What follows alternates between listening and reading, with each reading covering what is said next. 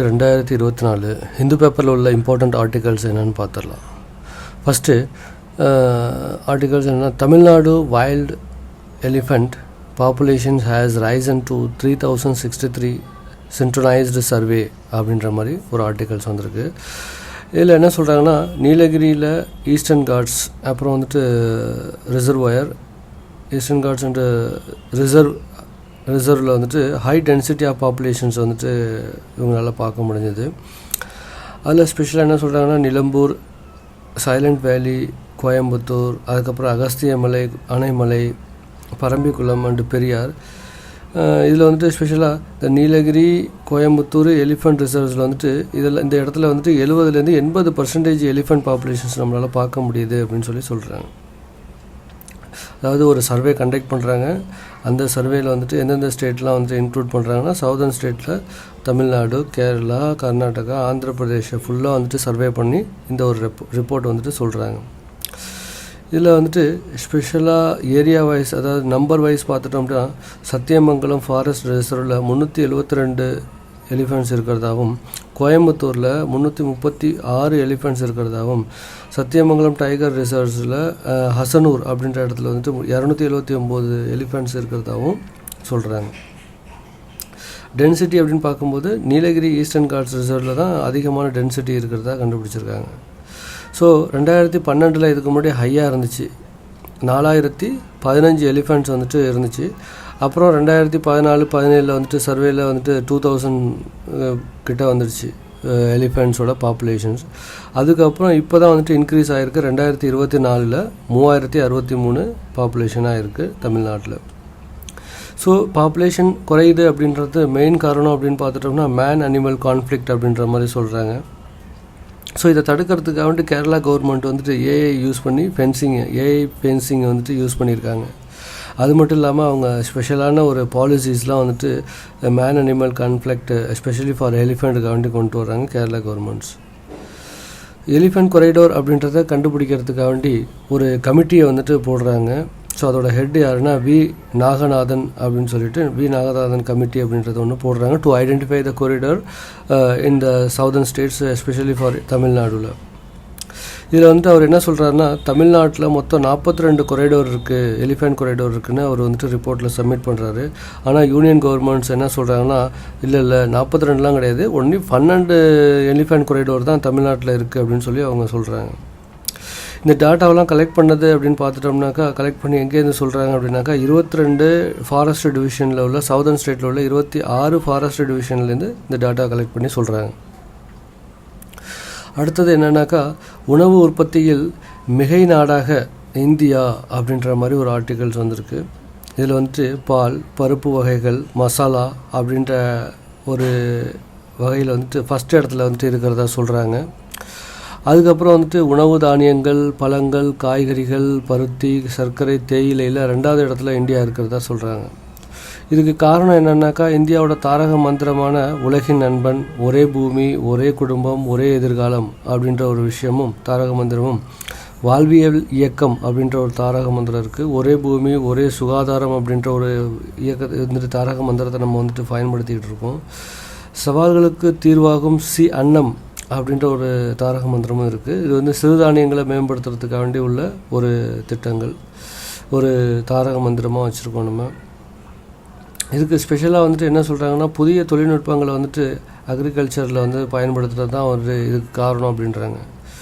இது விவசாய கடன் வந்துட்டு கொடுத்தோம், புதிய தொழில்நுட்பங்களை வந்துட்டு கொண்டு வந்தோம், விவசாய காப்பீடு திட்டத்தை வந்துட்டு கொண்டு வந்தோம், விவசாய நிலங்களை வந்துட்டு எண்ம அட்டையை வந்துட்டு அடையாள அட்டையை வந்துட்டு கொடுத்தாங்க சர்வே பண்ணி. அதுக்கப்புறம் நமோ ட்ரோன் தீதி அப்படின்ற ஒரு கான்செப்டை கொண்டு வந்தாங்க, ட்ரோன் மூலியமாக சர்வே பண்ணுறது லேண்டை. ஸோ இதுக்கு வந்துட்டு லோக்கலில் உள்ள உமன் செல்ஃப் ஹெல்ப் குரூப்புக்கு வந்துட்டு ட்ரைனிங் கொடுத்து, அவங்களுக்கு ஃப்ரீ ஆஃப் காஸ்ட்டில் வந்துட்டு ட்ரோன்ஸ்லாம் கொடுத்து, அவங்களுக்கு ஒரு எம்பவர்மெண்ட்டையும் ப்ளஸ் ஃபைனான்ஷியல் ஸ்டெபிலிட்டியை வந்துட்டு க்ரியேட் பண்ணி கொடுத்தாங்க இந்தியன் கவர்மெண்ட்ஸ்.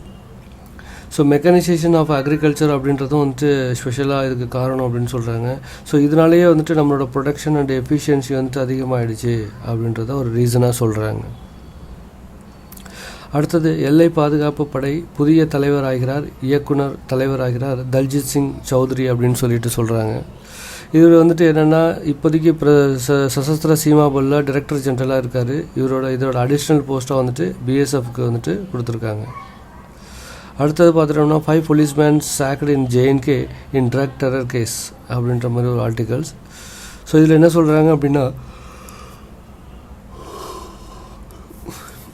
ஆர்டிக்கல் 311 இருக்குது. ஸோ இதில் இந்த ஆர்டிக்கல் 311 படி ஒரு சிவில் சர்வெண்ட்டை வந்து டிஸ்மிஸ் பண்ணலாம், ரிமூவ் பண்ணலாம், ரிடக்ஷன் அண்ட் ரேங்க் அப்படின்னு பண்ணலாம் சிவில் சர்வெண்ட்டை. ஸோ இந்த சிவில் சர்வெண்ட் அப்படின்னு பார்த்துட்டோம்னா இவங்க யூனியன் கவர்மெண்ட்டாக இருக்கலாம், எந்த ஒரு சர்வீஸ்லேயும் இருக்கலாம். Group A service, group A, group B, group C service. அது மட்டும் இல்லாமல் ஆல் இண்டியா சர்வீஸ்லேயே எஸ்பெஷலி இருக்கலாம். அதே மாதிரி civil servant of the states கவர்மெண்ட்டில் உள்ளவங்களும் இருக்கலாம். ஸோ யார் வந்துட்டு அப்பாயின்ட் பண்ணுறாங்களோ அவங்க மட்டும்தான் இதை வந்துட்டு remove, reductions and low promotions reduction பண்ண முடியும் அப்படின்றதும் வந்துட்டு இதில் சொல்கிறாங்க. இது எப்போ பண்ணணும் அப்படின்னாக்கா ஆஃப்டர் த என்கொயரிக்கு அப்புறம் தான் வந்துட்டு இந்த ஒரு ஃபங்க்ஷனை வந்துட்டு பண்ண முடியும் அப்படின்ற மாதிரி ஆர்டிகல் 311 சொல்கிறாங்க. பட் ஆனால் அதில் ஒரு அப்ஜெக்ஷன் சொல்கிறாங்க. கிரிமினல் கேசஸாக இருந்ததுன்னா எந்த ஒரு என்கொயரியும் தேவையில்லை.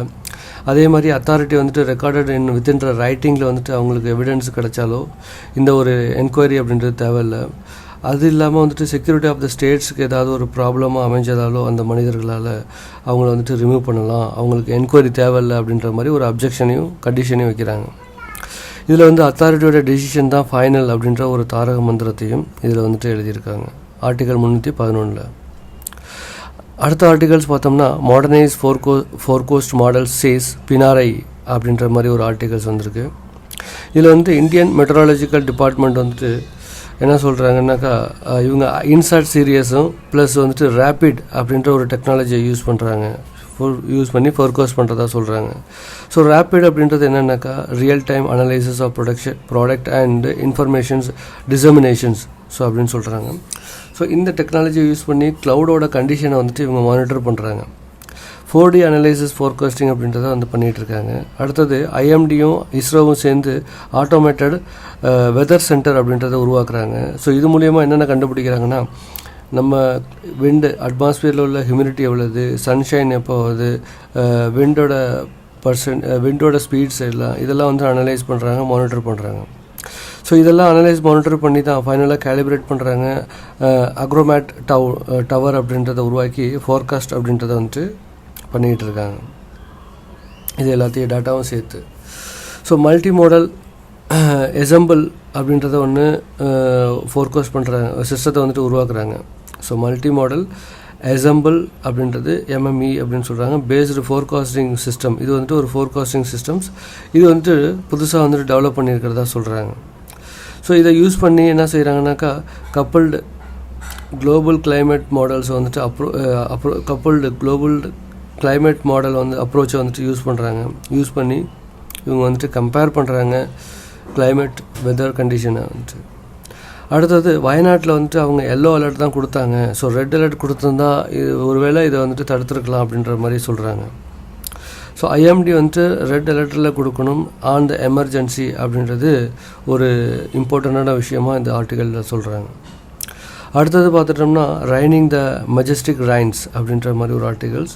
இது வந்துட்டு ஹம்பி அப்படின்றது ஹில்லி ரீஜியனாக இருக்குது, விஜயநகரம் டிஸ்ட்ரிக்ஸில். இது வந்து கர்நாடகாவில் இருக்குது. ஸோ இது வந்துட்டு one of the UNESCO world heritage sites அப்படின்றாங்க.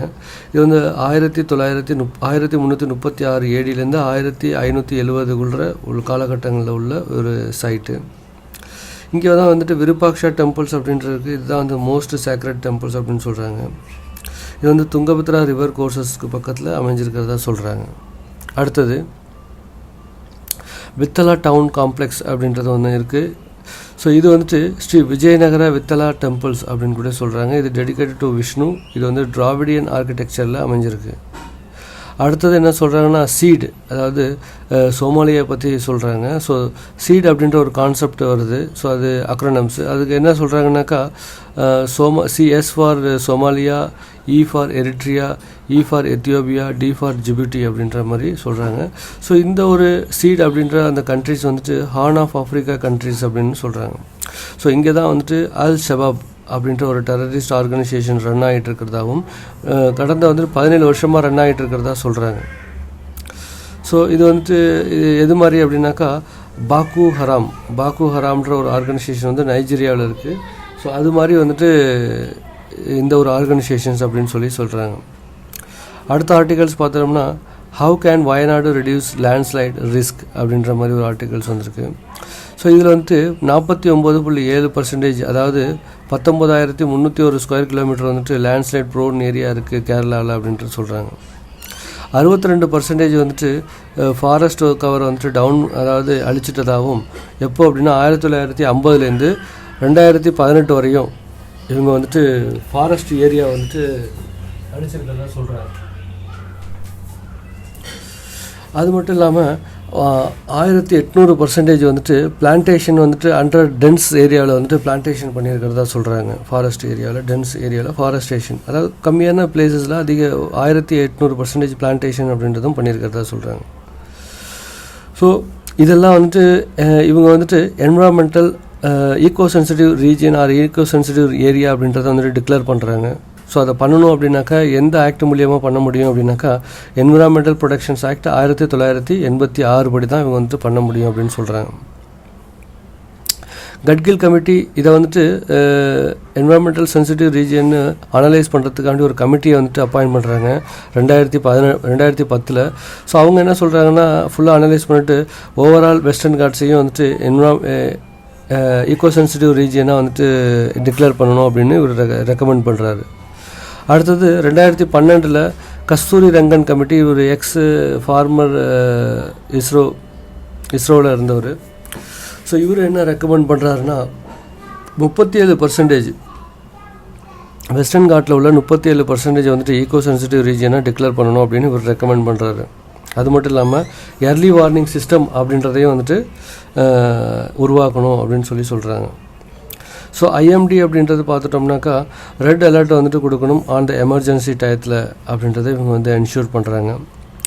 ஸோ சாயில் லூஸாக இருக்கிறதுக்கு ஒரு காரணம், அதுக்கப்புறம் கிளைமேட் சேஞ்ச் அப்படின்றது ஒரு காரணம், ரெயின்ஃபால்ஸு, ஓவர் ரெயின்ஃபால்ஸ் அப்படின்றது இதுக்கு ஒரு காரணமாக அமையுது, அர்பனைசேஷன்ஸு, மேக்கிங் ரோட்ஸ் அப்புறம் illegal construction, illegal mining, hydro power setup பண்ணுறது, இதெல்லாம் ஒரு மெயினான ரீசனாக சொல்கிறாங்க இந்த ஃப்ளட், லேண்ட்ஸ்லைட் அண்ட் ஃப்ளட்டுக்கு காரணம்னு சொல்கிறாங்க. ஸோ லேண்ட் யூஸ் பேட்டர்ன் அப்படின்றத நம்ம உருவாக்கணும்.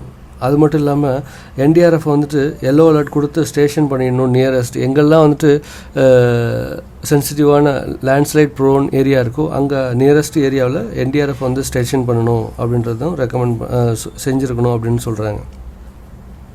அது மட்டும் இல்லாமல் ஹைப்ரிட் ஏர்லி வார்னிங் சிஸ்டம் அப்படின்றத செட்டப் பண்ணணும். இதெல்லாம் பண்ணணும் அப்படின்னாக்கா நம்ம ரிடக்ஷன் பண்ண முடியும் லேண்ட்ஸ்லைட் ப்ரோன் ஏரியாவில் அப்படின்னு சொல்கிறாங்க. So geological survey of India அப்படின்றது ஒரு சயின்டிஃபிக் ஏஜென்சி இந்தியாவோடது. இது 1767 செட்டப் பண்ணுறாங்க. கொல்கத்தா தான் இதோட ஹெட் குவார்ட்டராக இருக்குது. டோட்டலாக 6 ரீஜனல் ஆஃபீஸ் இருக்குது. ஸோ இன்றைக்கி உள்ள இம்பார்ட்டண்ட் ஆர்டிகல்ஸ் அவ்வளோதான். தேங்க்யூ.